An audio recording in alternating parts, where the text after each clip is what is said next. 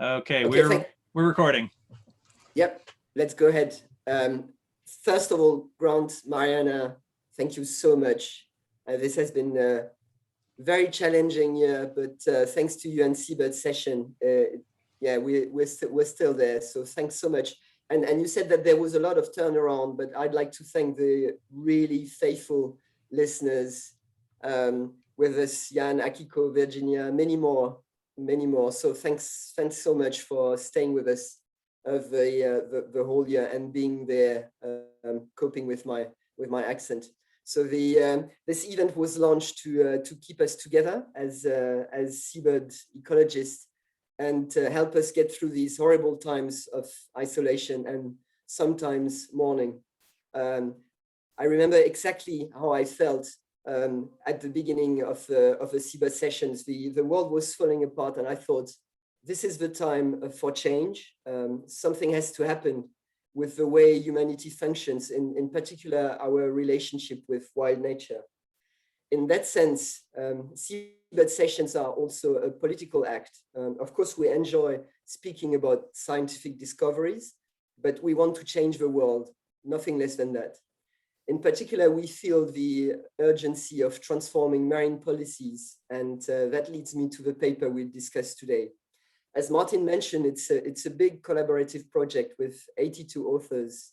He leads, and he's based both at the Marine and Environmental Science Center in Lisboa and with BirdLife International. The work addresses the global political responsibility for the conservation of albatrosses and large petrels. To do so, the authors gathered tracking data for 39 of the 40 species of albatrosses and large petrels. The only species for which there was not enough data was the southern royal albatross. What a mythical creature.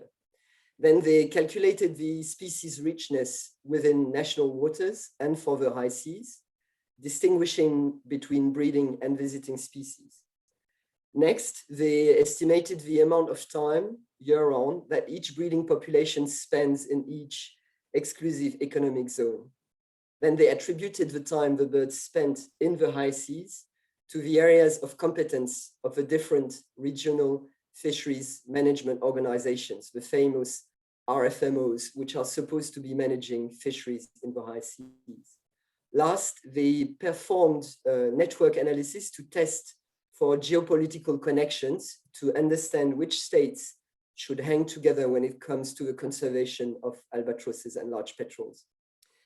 At the end of this massive effort, when you read the results, you understand that the authors are very clever indeed, because each major contestant gets a prize. France had the highest total species richness and visiting species richness. Argentina and Brazil had the highest number of species visiting that do not also breed in areas under their jurisdiction.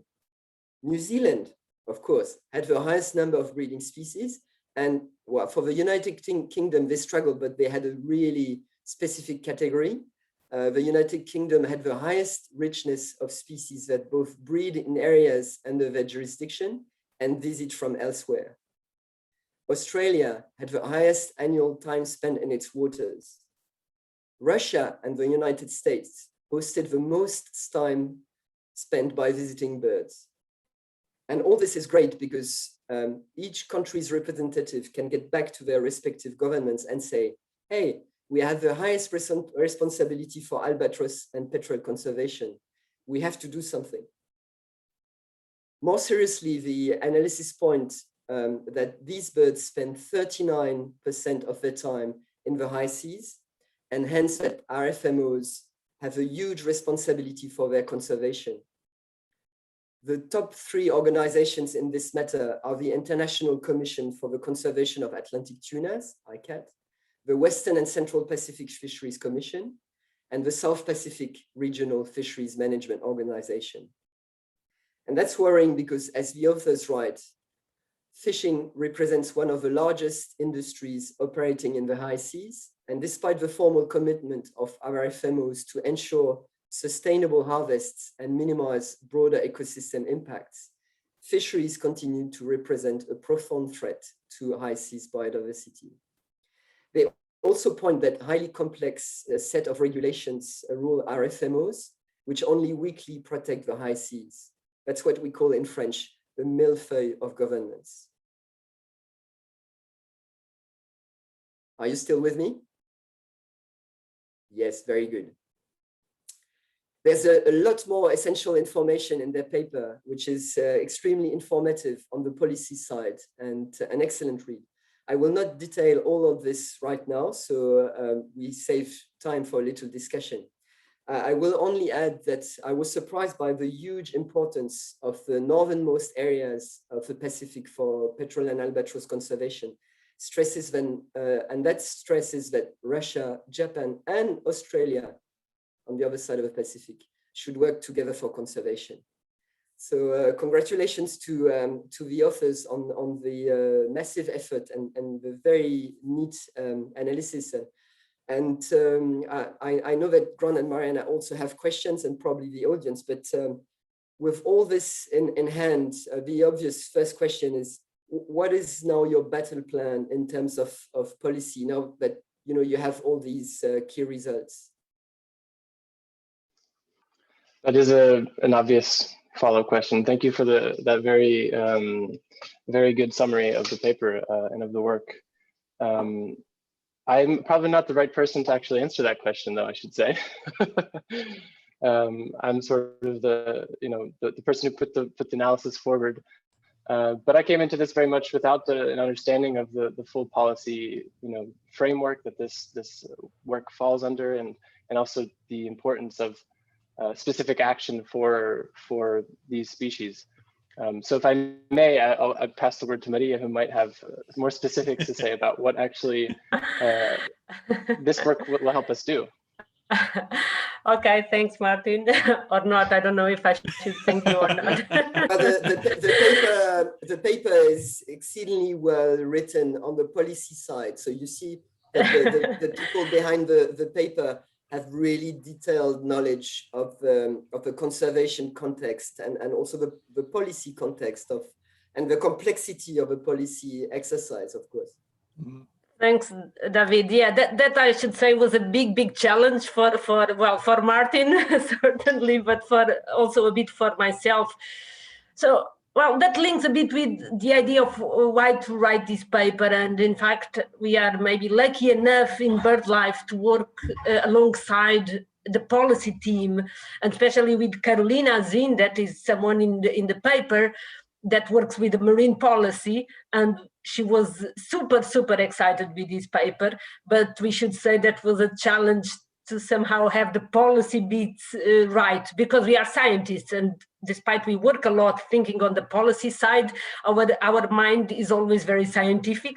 So there were kind of lots of battles within, not battles, but a lot of discussion, because sometimes, and it's when we have to write a paper with such a policy component that we understand the issues of translating science to policy, because it's true, it seems that it's a different language.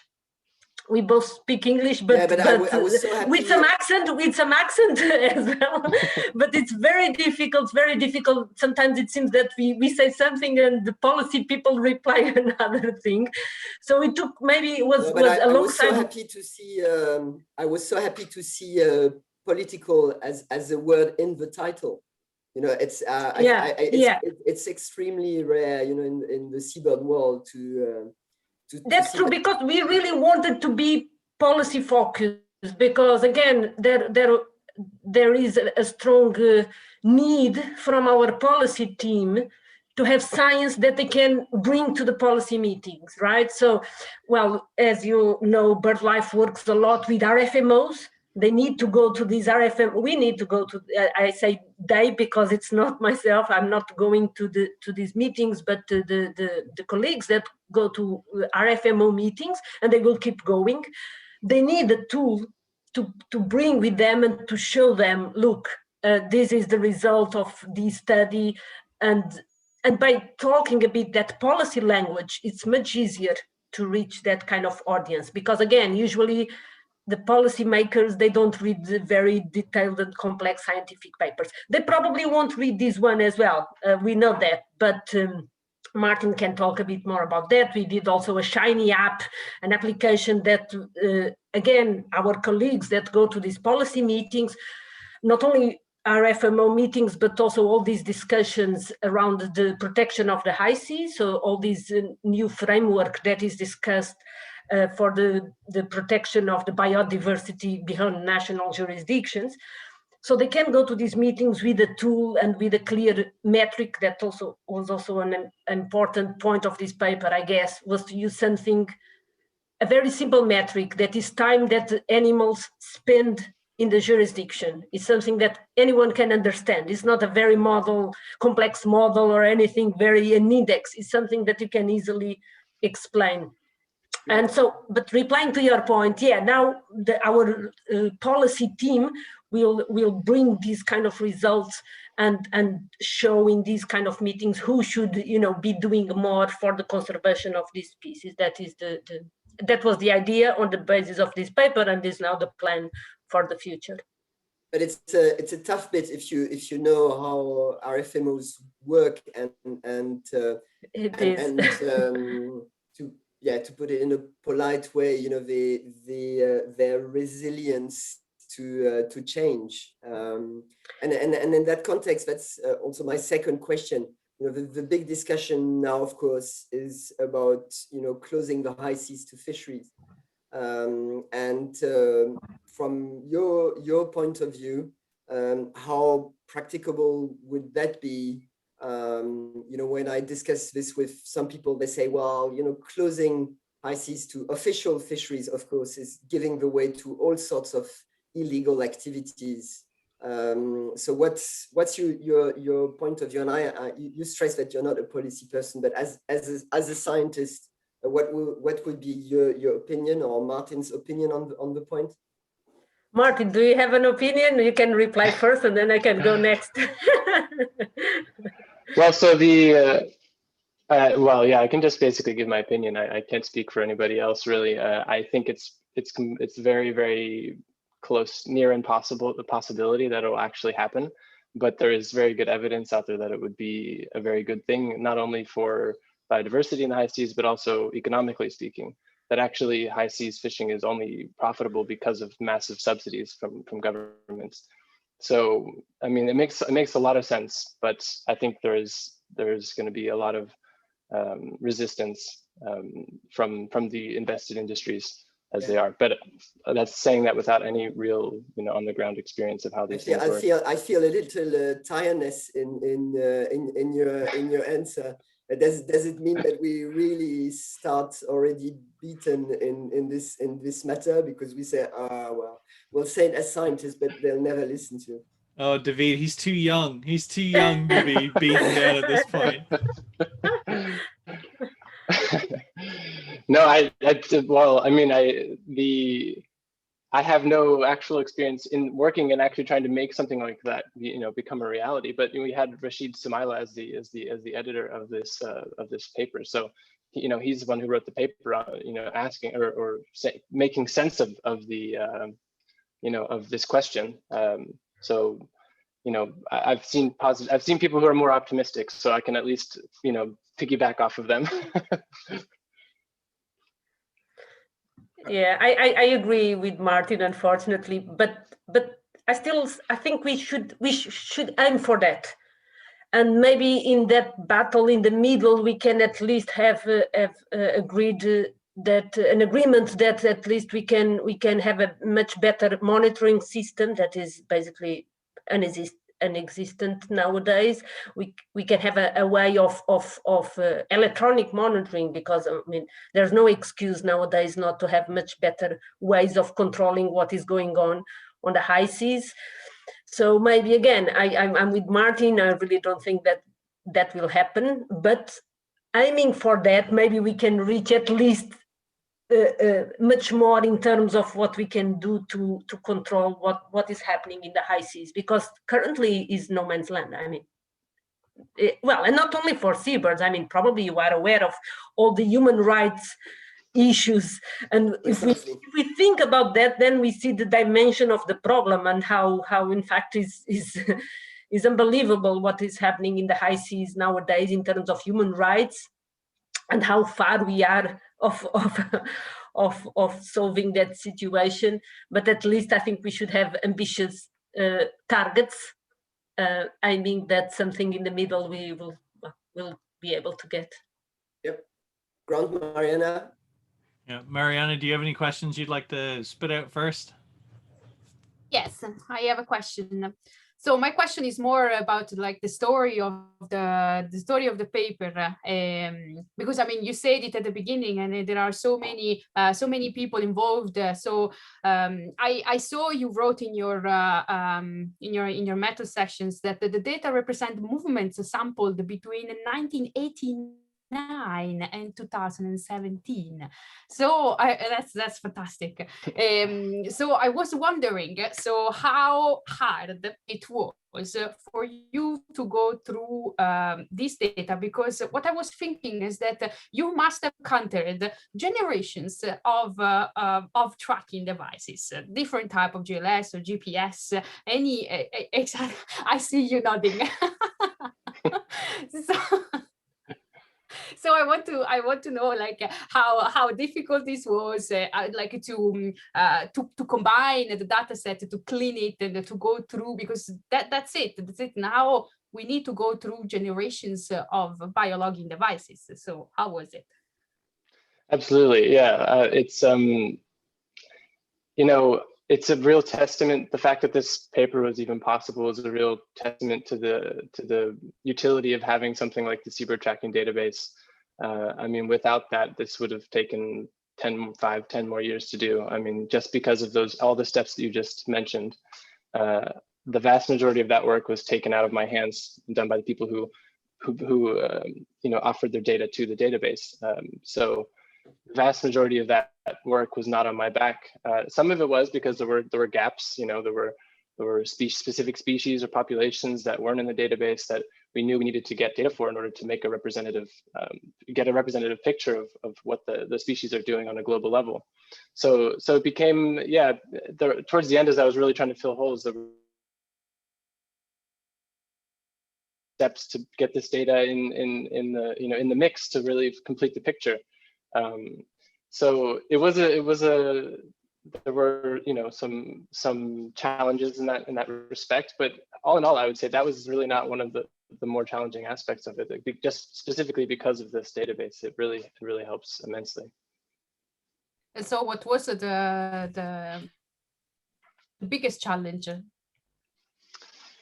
The single biggest challenge. I think it honestly, the most challenging aspect, not necessarily in terms of time, but just mentally for me, was having to play this, always keep in mind the different interests, figuring out, really getting a solid understanding of the ecology and the data analysis and making sure that that's solid, but then also having in mind what the policy message is that we're trying to get out and being specific in that respect. And being able to bridge these things and keep everybody happy, really make sure that everybody that's involved in this, from the people who work so hard to collect the data on the ground, they feel that their data is being used in a responsible manner, but also that the people who are going to use this and take this forward into policy arenas also feel that I'm giving them something useful that is actually going to have a real impact for their work. So just being able to bridge those was by far the biggest challenge, and especially when it came down to the time to be specific about what policy we wanted to recommend. What was our policy angles, really? You can speak really generally about, oh, we need to reduce bycatch, or we need to protect the high seas, but when you want to be specific and also not point too many fingers, because you don't want to get into that game, because you'll always ostracize somebody. So yeah, I would say that was the biggest challenge. Yeah. Good. Grant. Yep, fantastic. Thanks for that. And Mariana, you took my question, which is really frustrating. But this is. I have another question. No, it's okay. It's okay. We're going to open it up to the audience. I'm sure there's someone in the audience who has a question about this paper, who wants to discuss something or has a point they'd like to raise. Please raise your hand, or just turn your camera on and turn your mic off. I'm sure someone's got an opinion. Ah, Jonathan's turned his camera on. John. Hi, sorry, I've taken a break from cooking the dinner. I haven't read the paper in detail yet. I'm curious, you know, as you mentioned, the albatrosses, you know, they are well covered. They're in the database, and lots of the large populations have been examined. I wondered to what extent you could extend this approach to another well-studied group. So let's say global penguin populations, you know, in terms of how you feel that, you know, data might be lacking, or whether there are sufficient data for other groups. Just wondered about your thoughts on that. So I haven't looked as in detail at the penguins because they weren't really included from the start for this one, but I would assume that there is good enough tracking data for many of the species. Population data might be missing for a number of them, especially the ones in Antarctica that, you know, they're still discovering colonies for them, for example. But maybe Maria can be more specific. Yeah, I mean, agree. Would be wonderful if we could expand these to other groups, well-studied groups. Of course, we started with the albatrosses and petrels because we do have.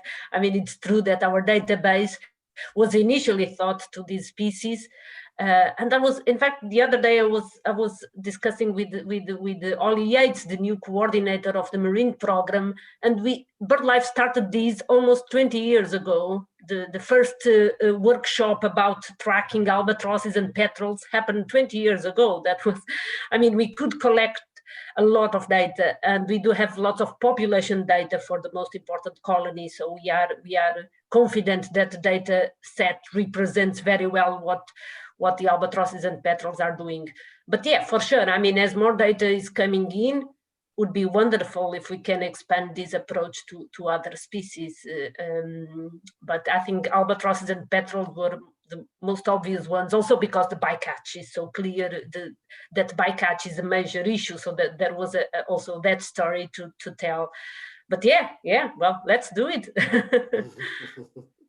I think the next group, at least in terms of data coverage, that this could probably, it just popped into my head, would probably be the sulids, like the boobies and gannets. I mean, there's so much more booby data coming all the time, and the gannets are well tracked and the populations are relatively well counted. So that would be one.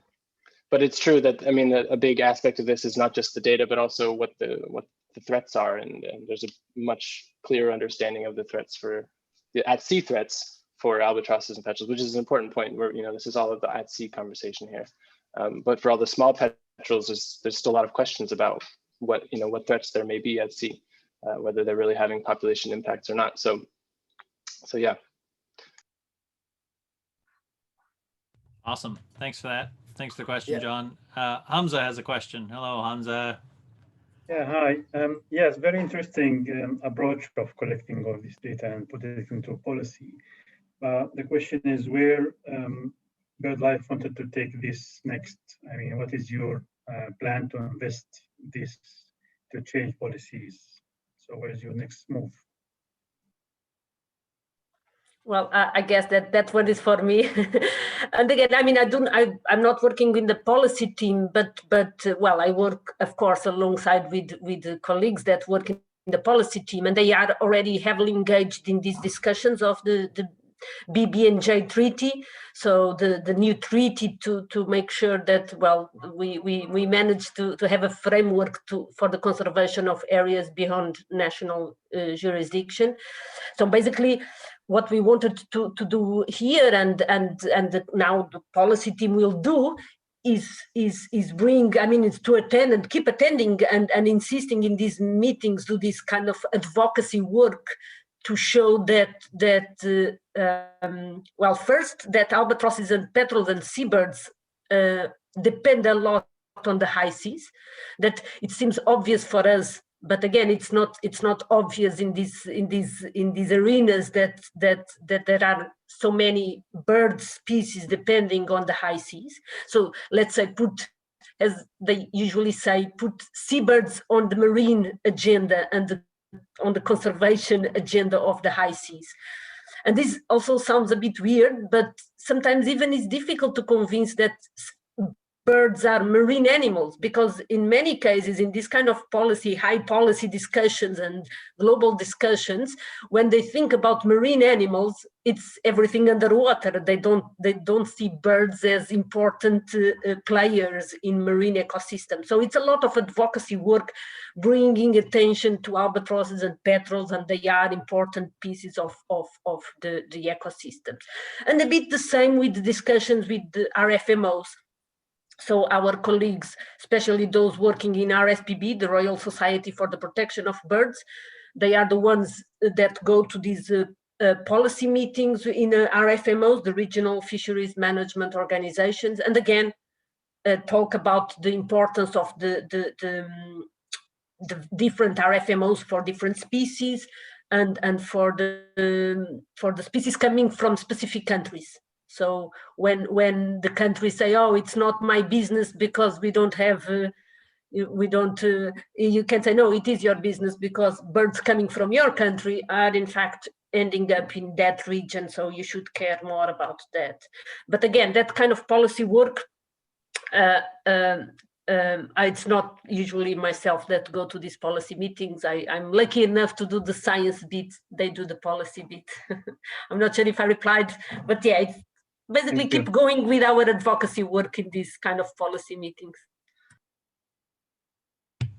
Yeah, definitely. That's that's a definite challenge, is dealing with the policy aspect of things. When especially, I mean, part of the problem is you've got these big geopolitical issues as well that are beyond seabirds that we have to deal with. You know, you have countries that have you know, competition with each other, or they have friction with each other that is very, very difficult to get around, and for whatever reason they, you know, they tend to contradict each other simply because they've got these other geopolitical issues they have to struggle with. So yeah, I don't blame you for staying out of the policy side of things, though. I mean, that is a whole kettle of fish that we don't want to get into. Dimas, you look like you had a question, my friend. You had your hand up anyways, and you've turned your camera on, which means you must have a question. Hi, everybody, and congratulations for all involved in the paper, especially for Martin for leading this, and very necessary and very important. And what I have to say, or actually asking, but more than asking, like commenting for something to reflect, it comes after the comments from Maria Diaz about the importance of the seabirds in the ecosystem. That's difficult to measure, so it's difficult for us to explain why they are important. And taking it from the beginning of our conversation, when Grant was talking about the pool from the coastal birds. So for coastal birds, it's quite clear the ecosystem services they provide, because it's easier to measure this kind of stuff because they, you know, living areas and whatever. But for the pelagic seabirds, which, you know, have this huge distribution, they're just wandering hundreds of kilometers per day across the open sea. It's difficult for us to measure things related to the full contribution to the ecosystem, you know, all the ecosystem function. And more, not only in Brazil, but other parts of the world where we work and BirdLife work, as a reflection of the ecosystem service logic, that's something amazing and necessary and great. But I noticed the growing debate about the intrinsic value of nature and what they call instrumental value of nature that are the ecosystem service. So we are facing this kind of thing. We go to the fishing industry and explain about it's necessary to, you know, to prevent bycatch because these species are threatened. But for some people, an industry or group of people, it's like, okay, so what's the difference about a threatened albatross and some threatened insect that nobody even know, you know, or undiscovered by science? And somehow we don't have an answer, because if you think about the undisturbed and albatross, they are ecologically insignificant for the marine environment because they are so few. So we are actually talking about the intrinsic value. And so the guys ask, so what is the importance of these for my activity? Oops. Dimas, you've you've muted. muted yourself, my friend. Well, at the moment, what do I say? I say that these birds are key components for the balance of the marine ecosystem because they distribute nutrients and whatever. Despite we don't have this measured pelagically, but in most of the times, I just say that, look, if you prevent birds from stealing our baits, you can have a more profitable fishery. So this is it's more likely an incentive to the guy to work towards seabird reducing bycatch than anything else we say that is difficult. So my answer now I'm going to my question objectively, is how can we motivate countries, nations to join agreements like the ACAP and comply with such measures, and how we do that as well for fishermen, because it's clearly that in the high seas, and that's the reality for most countries, economic exclusive zones, you don't have eyes on the boats, observer coverage is very little, if there is any. So clearly the carrots and stick approach is not applicable where you cannot see what's happening. So how can we motivate nations economically or with market mentality change, and how can we incentivize fishermen to comply like voluntarily or genuinely want to prevent bycatch? I don't think this will be answered here, but something for us to change. And a suggestion for a great study would be try to quantify this ecosystem service in the pool contribution and nutrient distribution of albatross and petrels in the high seas, and how this can impact fishers or whatever. I already spoke a lot. Thank you, guys. Folks, to your pens, you have 4 hours to write us 8 pages about this. Yeah, that's right. We expect essays. Yeah, I mean, I think you covered it in your questions. I mean, those are the questions. Those are the big questions. I don't have any answers really, any specific answers. I wish I did. I wish I knew where the buttons were that we could press. That's that's all I can say. I wish I knew exactly where they were, and I would go there and I would press them. But I think one thing, as you pointed out, I think an important way forward is to try and use papers like this and continue to build on them to actually break it down and show what aspects of these animals' lives, that impact us, either for, as you said, from an intrinsic value point of view, say for tourism, you can quantify how much pelagic trips to see albatrosses, contributes to the economy of different countries. For example, there was a paper recently showing how indigenous communities around the Pacific are connected by different marine predators. So these sorts of things. And then, of course, also fishing. There's a lot of different ways you can break it down economically to show, how much, for example, countries that spend money on eradicating predators on islands, how much these birds traveling to different countries or into the high seas, how much of their investment in the the well-being of those species within their national waters, how much is a threat based on what happens outside of their waters. We show here that 40% of the time of these birds are being spent in the high seas, and that's not even including in the other countries that they go to. And so you could say 40% of the investment is at risk, essentially, is completely unprotected. So I just think taking these messages, being able to break them down in a specific way, and bring them to the right people. But I wish I knew exactly who those people were. But yeah, these sort of treaties, using them at these sort of treaties and in these policy forums like at RFMOs to try and be specific about what investment is at risk. Essentially, I think that's the easiest way.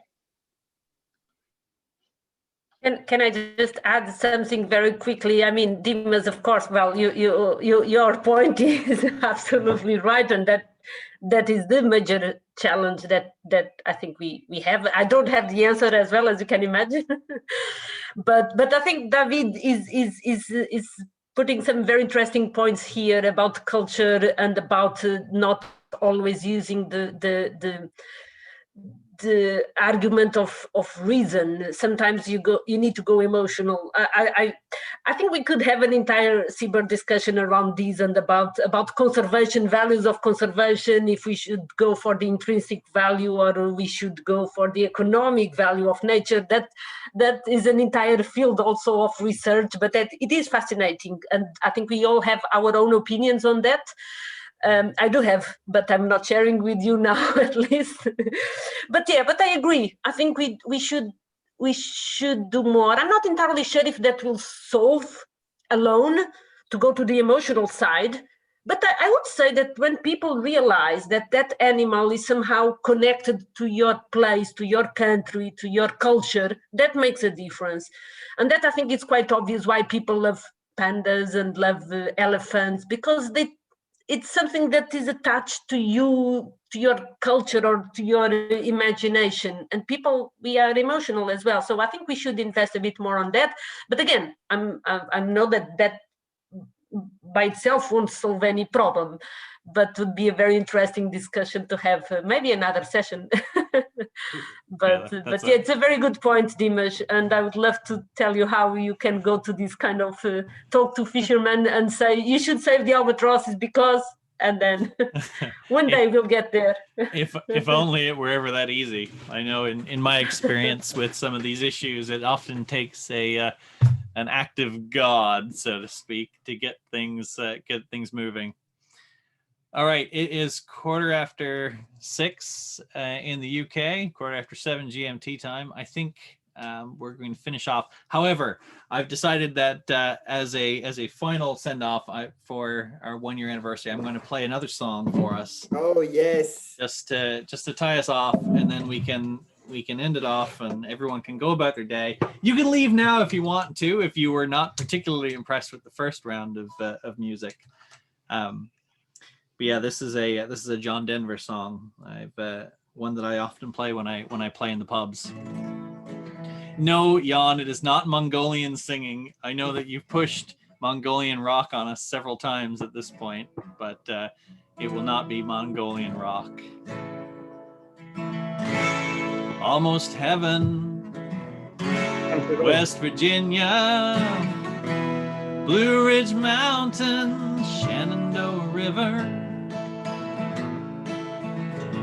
Life is old there, older than the trees, younger than the mountains, blowing like a breeze. Country roads take me home to the place I belong.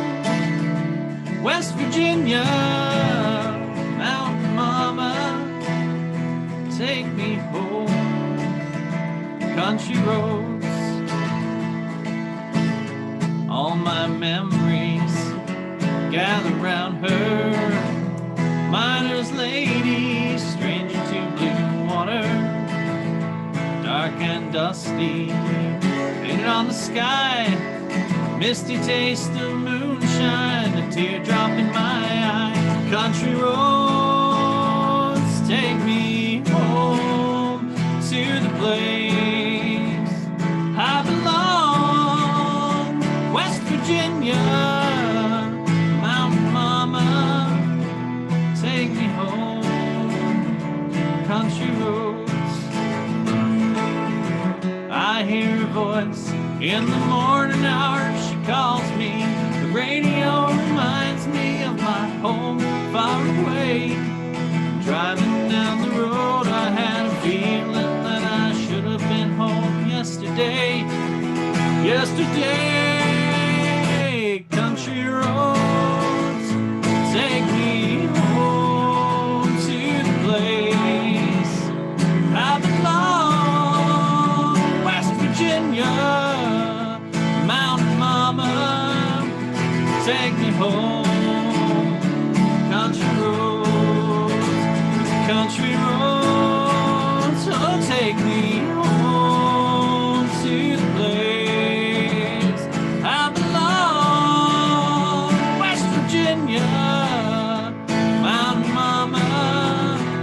take me home, country roads. Take me home, country roads. Oh, take me home, down country roads.